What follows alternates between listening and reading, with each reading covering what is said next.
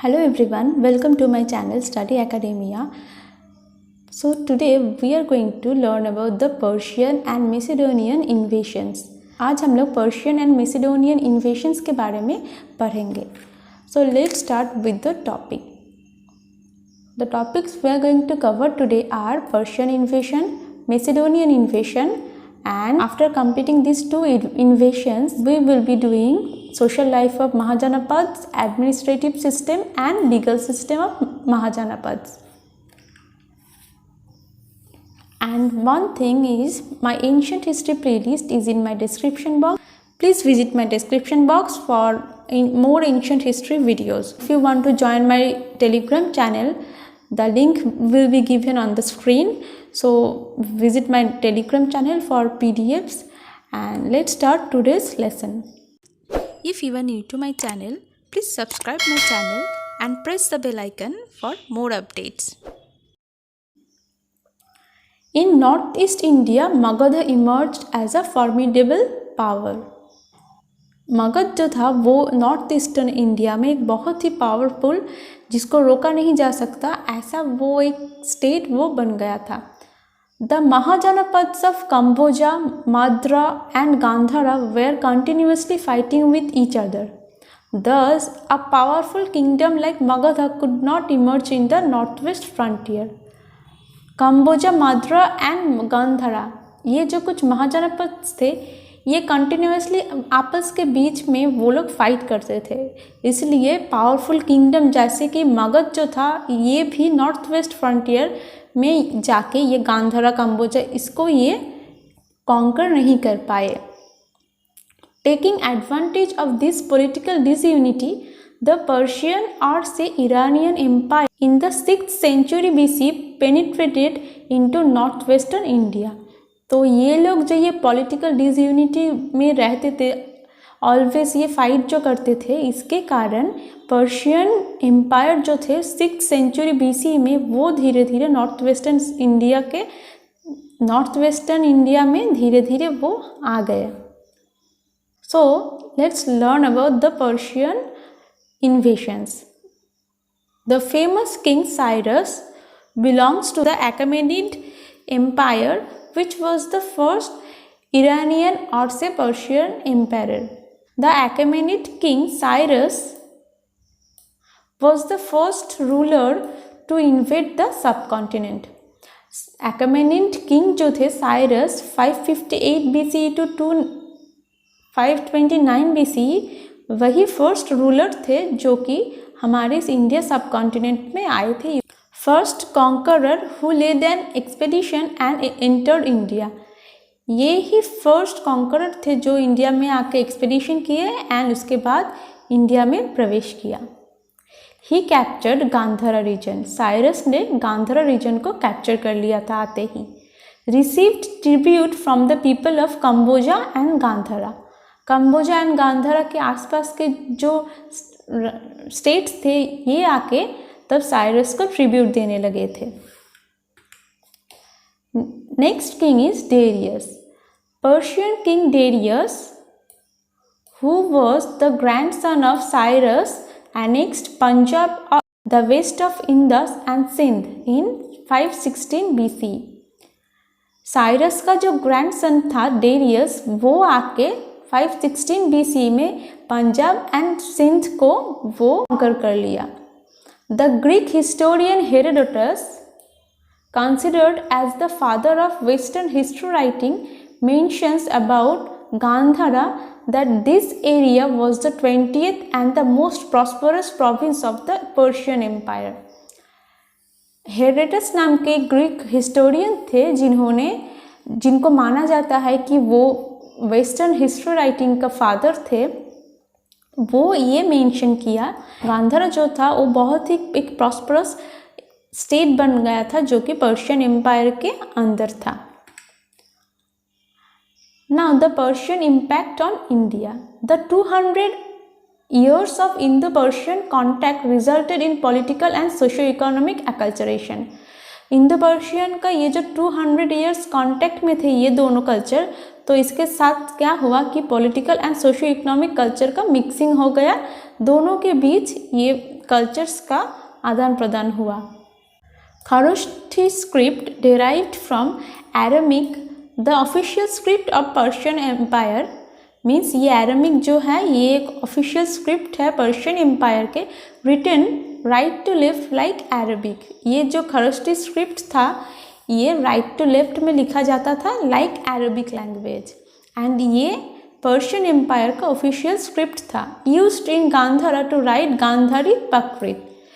ये खरोष्ठी स्क्रिप्ट को यूज़ करके ये लोग गांधारा में गांधारी प्राकृत लिखते थे। Some of the Ashokan inscriptions in northwestern India are written in this script. सम्राट अशोक के कुछ इंस्क्रिप्शंस जो कि नॉर्थ वेस्टर्न इंडिया में पाया गया वो सब इस खरोष्ठी स्क्रिप्ट में ही लिखा गया था। Persian sigloi type coins were copied in India. Persia के सिंगलोई टाइप कॉइन्स जो थे वो इंडिया ने कॉपी किए थे। It is possible that the rock inscriptions used by Ashoka in the 3rd century BCE was inspired by the Persian king Darius. सम्राट अशोक के जो रॉक इंस्क्रिप्शंस जो वो बनाए, जो बहुत ही famous rock inscriptions 3rd century BCE में जो बनाए थे उन्होंने, वो मेनली ये पॉसिबल है कि वो पर्शियन किंग जो थे डेरियस उससे वो इंस्पायर होके शायद ये रॉक इंस्क्रिप्शंस बनाए थे। The monuments of Ashoka's time, especially the bell-shaped capitals and preambles of Ashoka's edicts, have a lot of Iranian influence. Ashok के टाइम पे जो मॉन्यूमेंट्स थे, बेल शेप्ड कैपिटल्स जो थे वो, एंड अशोकास के एडिक्ट्स में जो प्रियम्बल जो मिला उन सब में ईरानियन इन्फ्लुएंस दिखा जाता है। Now the most famous king, Alexander's invasion. Alexander was the son of Philip of Macedonia who invaded India in 326 BC. Alexander Greek के फिलिप्स के सन थे, वो 326 BC में इंडिया में आक्रमण किए। The Greeks and Persians fought for the supremacy of the world. Greeks and Persians जो थे, अलेक्जेंडर ये ग्रीक के किंग थे ये, एंड पहले जो पढ़ा डेरियस जो थे वो पर्शियन के एम्पायर थे। तो इन दोनों के बीच फाइट होता था वर्ल्ड के सुप्रीमेसी को लेके। इन दोनों के बीच जो होगा वो वर्ल्ड का सुप्रीम होगा। इन दो किंग्स के बीच में फाइट होता था। अलेक्जेंडर ने उसके बाद डेरियस को हराया, and Alexander entered India through the Khyber pass in 326 BC। Alexander ने फिर डेरियस को हराया एंड इसके बाद खाइबर पास से वो एंटर किया इंडिया में 326 BC में।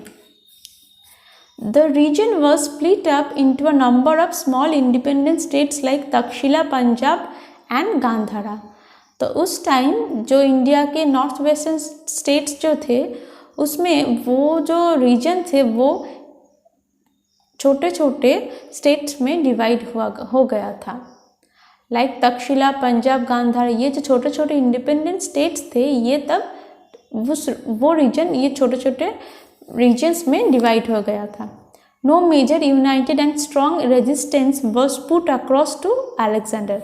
तो अलेक्जेंडर ने कोई भी मेजर यूनाइटेड स्ट्रॉन्ग रेजिस्टेंस उनको फेस नहीं करना पड़ा, इसलिए बहुत आसानी से कॉन्कर कर लिए थे। Except Porus who fight the famous battle of Hydaspes on Jhelum river, all other kings submitted मीकली।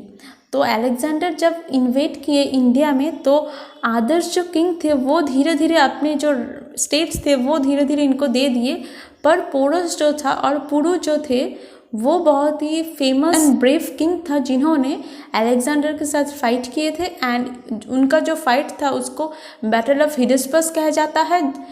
Battle of हिडस्पस कहते हैं जो कि झेलम रिवर के पास हुआ था। तो ये क्वेश्चन आता है कि बैटल ऑफ हिडस्पस कहाँ होता है, वो आंसर होगा झेलम नदी के पास बैटल ऑफ हिडस्पस हुआ था पोरस एंड अलेक्जेंडर के बीच में। King Ambi of Takshila was the first to surrender. When Alexander reached Beos, his soldiers, being bird-weary, homesick and diseased, refused to go further. Takshashila का जो किंग था अम्भी, उन्होंने ही फर्स्ट सरेंडर किया था अलेक्जेंडर के पास, क्योंकि अलेक्जेंडर बहुत एक शक्तिशाली किंग था, इसलिए ये सब जो स्टेट्स के किंग्स थे वो धीरे धीरे सरेंडर करते गए। अलेक्जेंडर जब वियस नदी के पास पहुंचा तो उनके जो सोल्जर्स थे वो और फर्दर नहीं जा पा रहे थे, क्योंकि वो फाइट के कारण टायर्ड हो गए थे एंड कुछ लोगों को घर की याद आ रही थी एंड कुछ लोगों को बहुत कुछ डिजीज़ हो गया था, इसलिए वो उनका जो आर्मी था वो बहुत ही वीक हो गया था, तो इसलिए वो और आगे नहीं चल पा रहे थे।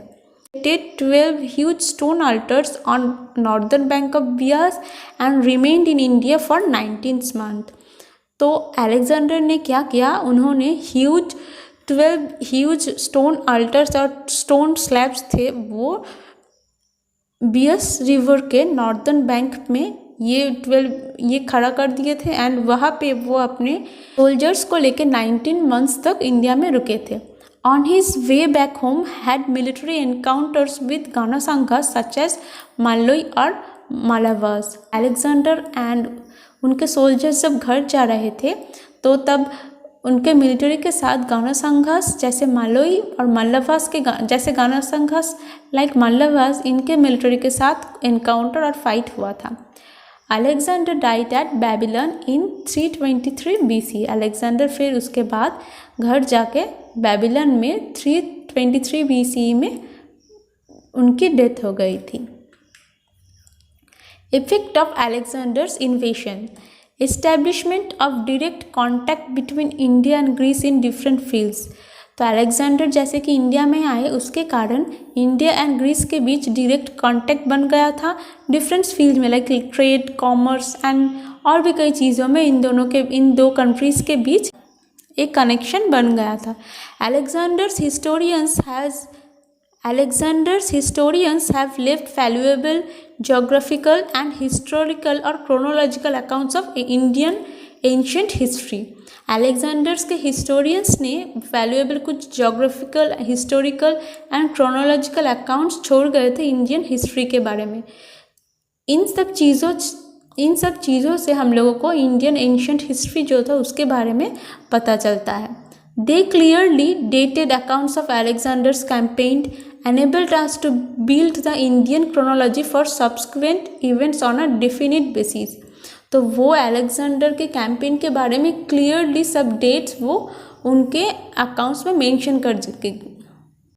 Travelogues to understand diverse ancient societal practices such as autonomous cities, sati system, the sale of girls in marketplaces by poor parents and the fine breed of oxen in north western India. Travelogues कुछ थे, जैसे कि कुछ travel के time पे वो लोग diary में कुछ लिखते थे, उससे पता चलता है कि एंशिएंट इंडिया में कुछ सोसाइटल प्रैक्टिसेस थे, जैसे कि ऑटोनोमस सिटीज़ जो कि गानासंघास थे वो ऑटोनोमस सिटीज़ हुआ, सती सिस्टम था एंड गर्ल्स को पुअर पेरेंट्स वो गर्ल्स को सेल करके मार्केट में सेल कर मनी के लिए, and fine breed of oxen के फाइन ब्रीड भी नॉर्थ वेस्टर्न साइड में मिला।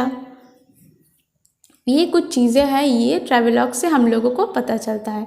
Exposed India to Europe by opening up 4 distinct lines of communication, 3 by land and 1 by sea. तो ये जो ग्रीक से ये लोग आए थे, तो इसके कारण इंडिया एंड यूरोप के बीच एक रूट जो था, जो कि लैंड में 3 रूट्स था एंड सी में 1 रूट था, वो ओपन हो गया था। The establishment of a cosmopolitan school of arts at Gandhara school of arts ये एस्टैब्लिश हुआ था। Next is Uttarapatha and Dakshinapatha. हम लोग महाजनपथ पढ़ने के टाइम पे बार बार ये 2 वर्ड्स जो थे ये हम लोग बार बार देखेंगे, Uttarapatha and Dakshinapatha. Now let's learn about them. The 2 major trans-regional routes of the time were known as Uttarapatha and Dakshinapatha.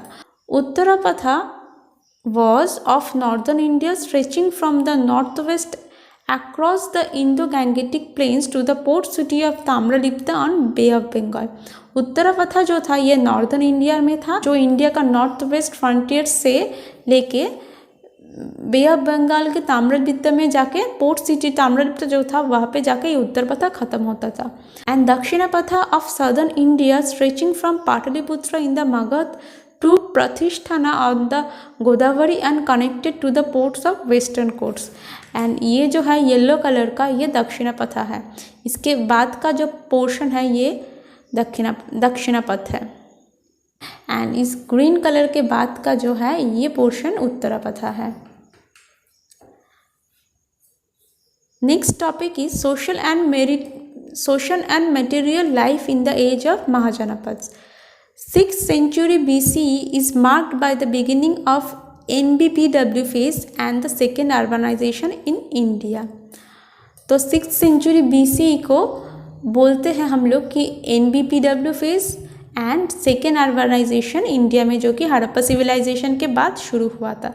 NBPW phase means Northern Black Polished Ware phase। NBPW refers to Northern Black Polished Ware, which was a glossy, shining type pottery made from very fine fabric and probably used as tableware by the wealthy। तो ये NBPW जो था ये एक fine fabric से बना हुआ pottery था जो बहुत ही शाइनिंग, जो बहुत ही glossy and polished pottery type था, जो कि बहुत ही वेल्दी पीपल वो यूज़ करते थे। इस टाइप के पॉटरी जो थे ये मेनली वेल्दी लोग यूज़ करते थे। The NBPW is usually unpainted, but there are some instances of designs like wavy lines, concentric intersecting circles, bands, dots, etc. and painted on in yellow and light vermilion। तो NBPW pottery जो था ये mainly unpainted थे and ये yellow and light vermilion colour के pots के ऊपर ये कुछ डिज़ाइंस बनाए जाते थे, like intersecting and concentric circles, bands, dots, wavy lines, etc. NBPW is not always black and polished। तो W means Northern Black Polished Ware, वो all time black and polished ही नहीं होते थे, कुछ time sometimes they were also unpolished and not black in color। Punch marked coins have been excavated from NBPW sites which were made of silver, though a few copper coins are also found। NBPW site से punch mark coins मिले जो कि silver से बने हुए थे and कुछ copper coins के एविडेंसेस भी मिले। Along with metal money, burnt bricks and ring wells too appeared in the middle of the NBPW phase। इस फेज के मिडिल टाइम पे metal money, burnt bricks and ring wells ये सब कुछ भी देखने को मिला था। Significant expansion in the number and size of villages, settlements and town along the Ganga river valley. Ganga river valley के आसपास सडनली जो विलेजेस थे उसके नंबर एंड साइज़ भी बढ़ गए थे क्योंकि पॉपुलेशन ग्रो किया था, इसलिए नंबर ऑफ हाउसेस भी ग्रो किया। एंड तो उन लोगों के कुछ टाउन्स एंड सिटीज़ के बारे में अब हम लोग जानेंगे कि वो लोग उनके टाउन्स एंड सिटीज़ को क्या नाम देते थे। पुरा और nagara means a fortified town और city, nigama a market town which was at an intermediate level between grama and nagara. तो ये इनके जो टर्म्स है ये हमारे मॉडर्न एज टर्म्स के बहुत मिलती हैं एंड बहुत सिमिलर है। राजधानी मीन्स कैपिटल सिटी, नगर का मीन्स अ स्मॉल टाउन, महानगर अ बिग सिटी। तो ये टर्म्स जो है ये बहुत ही हमारे प्रेजेंट डेज के टर्म्स से मिलती है। The Shetty was a high level businessman associated with trade and money lending। Shetty जो थे वो एक बहुत ही हाई लेवल बिजनेसमैन थे जो trade and money land means उधार देते थे एंड ट्रेड और बिजनेस वो करते थे। Both artisans and merchants lived in fixed localities in towns known as vessas और merchant streets. Artisans and merchants जो थे वो उनके लोकेलिटीज़ जो थे वो फिक्स थे जिसको वो मर्चेंट स्ट्रीट्स और वेश्यास कहते थे। The major items of imports included precious stones such as gold, lapis lazuli, jade and silver. तो वो लोग कुछ precious stones like gold, lapis lazuli, ज़्यादा सिल्वर ये सब वो इम्पोर्ट करते थे अदर कंट्रीज से। And finished crafts, textile goods, sandalwood and petal and pearls were major items of export. And वो लोग एक्सपोर्ट करते थे finished crafts, textile goods, sandalwood and pearls, ये सब चीज़ वो लोग एक्सपोर्ट करते थे। Trade was facilitated by use of money term nishka and satamana. वो जो ट्रेड वो लोग करते थे एक्सपोर्ट इंपोर्ट, तो वो निष्का एंड सतामा इस टाइप के मनी के थ्रू वो लोग, इन दो मनी के थ्रू वो लोग एक्सपोर्ट इंपोर्ट करते थे। The Pali text specially the Vinay Pitaka suggest 3 type of villages और ग्रामा। विनय पिटका में 3 टाइप के विलेजेस के बारे में मेंशन किया हुआ है। The first type is the typical village inhabited by various caste communities and headed by a headman called grama bhojaka, gramini और ग्रामका। तो फर्स्ट जो टाइप के विलेज था वो एक टिपिकल विलेज, जो नॉर्मली जो विलेज होता है उस टाइप का विलेज था, जहाँ पे वेरियस कास्ट रहते थे, कम्युनिटीज़ रहते थे, एंड उनका जो हेड था विलेज का, उनको ग्रामीणी और ग्रामका और ग्रामा भोजका कहते थे। नेक्स्ट टाइप का विलेज था सबर्बन विलेज, जो कि एक क्राफ्ट विलेज था। For example carpenters village vaddhaki grama, reed makers village nalakara grama. Suburban villages में मेनली क्राफ्ट विलेज के नाम से जाना जाता है, जिसमें एक ऑक्यूपेशन के लोग ये यहाँ पे रहते थे। जैसे कारपेंटर्स के लिए एक अलग विलेज, रीड मेकर्स के लिए एक अलग विलेज। तो इस एक विलेज में ये लोग जो थे उन लोगों का सेम ऑक्यूपेशन होता था। And the last type of village is border village और आरामिका ग्रामा, which were situated on the periphery of the countryside and merged into forest। And last type का जो विलेज है वो है बॉर्डर विलेज, जो कंट्री साइड में था एंड जिस विलेज के बाद फॉरेस्ट स्टार्ट हो जाता था। The plots were cultivated by the family on its own and as well as with hired agricultural labourers dasakammakara. तो उन लोगों का जो एग्रीकल्चर के लिए प्लॉट होता था वो अपने फैमिली मेम्बर्स के थ्रू वो लोग कल्टिवेट करते थे और एग्रीकल्चर लेबर्स को वो लोग हायर करते थे। Rich peasants were called grihapati. Rich peasants को वो लोग गृहपति कहते थे। 1/6 of the produce tax was paid by peasants as tax which were collected by royal agents. Peasants तो एग्रीकल्चर प्रोडक्ट्स वो प्रोड्यूस करते थे, उनके 1/6 वो लोग टैक्स के हिसाब से रॉयल एजेंट्स को वो देते थे। Rice was the staple cereal and paddy transplantation was widely practised. Rice जो था ये उन लोगों का स्टेपल सीरियल और स्टेपल फूड था, एंड पैडी ट्रांसप्लांटेशन भी वो लोग प्रैक्टिस करते थे। The excavated site of Atranjikhera in UP provides valuable information about this phase। Atranjikhera जो कि ईटा यूपी में है, वहाँ से इस एज के बारे में बहुत सारे वैल्यूएबल इंफॉर्मेशन हम लोगों को मिलती है। Let's learn about their administrative system. Higher officials called mahamatras और अमात्यास। उन लोगों को जो हायर ऑफिशियल्स थे उसको वो लोग महामात्रास और अमात्यास कहते थे। Head of the royal house hold minister को मंत्री कहते थे। कमांडर को वो लोग सेनानायक कहते थे एंड वेर असिस्टेड बाय आयुक्त। तो ये इन लोगों का जो एडमिनिस्ट्रेटिव सिस्टम है ये प्रेजेंट डे एडमिनिस्ट्रेटिव सिस्टम की जैसा ही है। मिनिस्टर को मंत्री एंड कमांडर को सेनानायक भी कहते थे ये लोग, एंड इन लोगों के जो असिस्टेंट्स थे उनको ये लोग आयुक्तस कहते थे।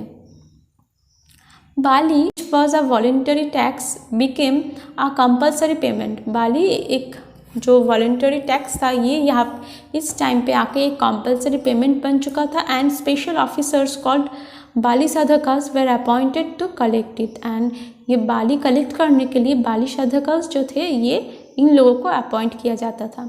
स्मॉल बॉडी कॉल्ड परिषद consisting exclusively of the brahmanas served as an advisory council to the king।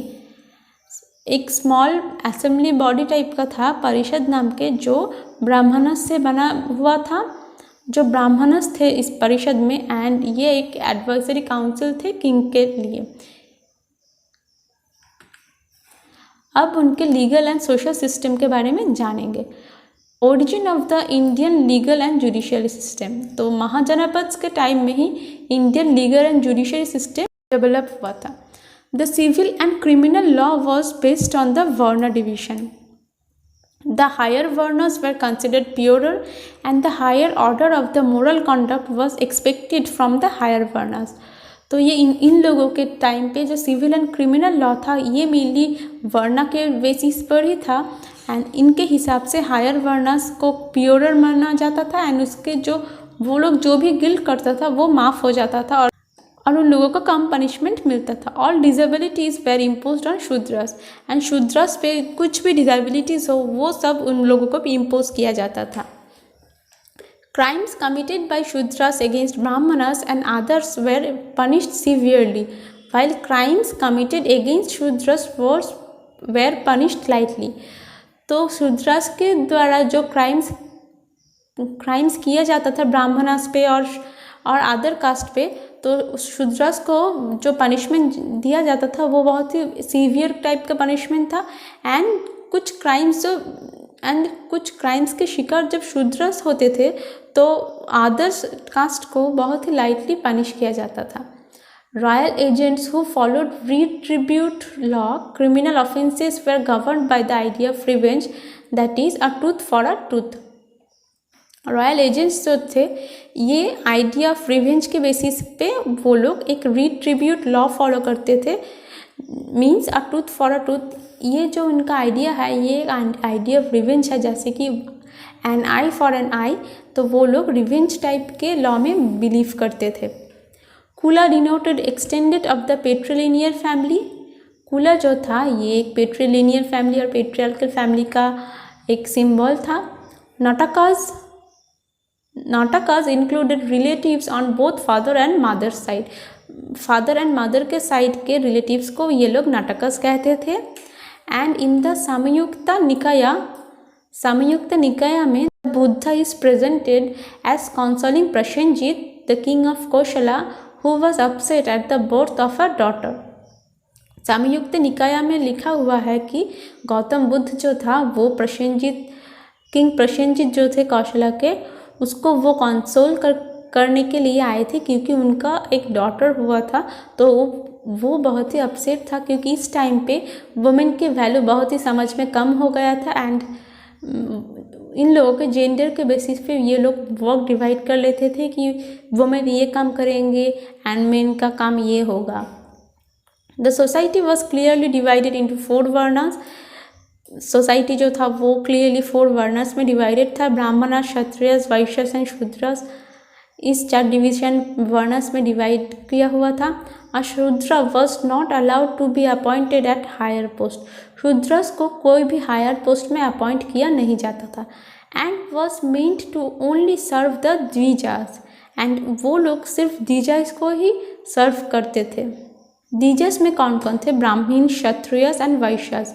And Shudras जो थे वो as a slave, artisan and agriculture labour ही Brahmana and Kshatriya and Vaishya other 3 varnas के लिए ये शूद्रस स्लेव के जैसे, आर्टिजन्स के जैसे एंड एग्रीकल्चर लेबर के हिसाब से ये लोग काम करते थे हायर कास्ट के लिए।